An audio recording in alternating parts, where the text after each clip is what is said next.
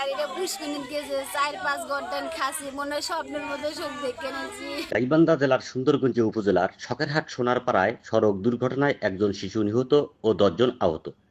Staff reporter Mohammad Shah Alam কিরুর পাঠানো video চিত্রে Mohammad answer মণ্ডলের ক্যামেরায় দেখুন বিস্তারিত। গাইবান্ধা জেলার সুন্দরগঞ্জ উপজেলায় শখেরহাট থেকে বরযাত্রী বোঝাই একটি ট্রাক 13 জুন রাত আনুমানিক 9 ঘটিকার সময় ঢাকার উদ্দেশ্যে রওনা দেন। শখেরহাট থেকে রওনা দিয়ে সোনারপাড়া এলাকায় আসার পর রাস্তার পাশের গাছের সাথে ধাক্কা লেগে ট্রাকটি নিয়ন্ত্রণ হারিয়ে রাস্তার পাশের পুকুরে উল্টে পড়ে যান। ঘটনাস্থলেই 4 বছরের একটি মেয়ে শিশু সিনহা আক্তার নিহত হন এবং বাকি 10 জন যাত্রী আহত হন। আহতদের সিভিল ডিফেন্স ফায়ার সার্ভিসের লোকজন উদ্ধার করে চিকিৎসার জন্য গাইবান্ধা সদর হাসপাতালে পাঠান।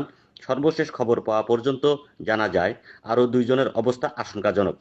স্থানীয় লোকজনের কাছে জানা যায় ট্রাকটির ড্রাইভার ও হেলপার পালিয়ে গেছেন। ওরে সোনা আমার ময়না হঠাৎ করে গাড়িটা পুষ্কিনিত গেছে 4-5 ঘন্টা খাসি মনে হয় স্বপ্নের মধ্যে সব দেখে নিয়েছি।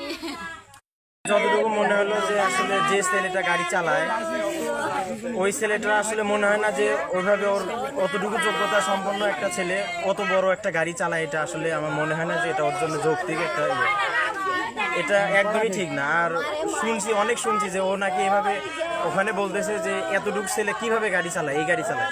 তখন অনেকে আবার বলে যে ও নাকি গাড়ির মালিকের দাপট বা বিভিন্ন ধরনের থেকে ওই গাড়ি চালায়, এইভাবে অনেকে বলছে। ও যখন রাস্তাঘাটে কখনো যদি থ্রেট দেয় কেউ বা কোনো কিছু বলে তখন নাকি ওই গাড়ির মালিকের দোহাই দিয়ে সেখান থেকে করে আসে। তার মানে আপনি এরকম একটা কিছু শুনলাম আমি ঘটনা। তার মানে আপনি বলতে চাচ্ছেন যে ওর গাড়ি চালানোর এখন বয়স হয়নি? হ্যাঁ, ওরকম বয়স হয়নি। আর যে গাড়িটা মানে বিশাল, এটা তো আপনার নর্মাল কোনো গাড়ি না, ট্রাকগুলো। আর এই গাড়িটা আসলে ওর যোগ্যতা হয় না যে ও এই গাড়িটা চালাবে। আপনি কি চাচ্ছেন?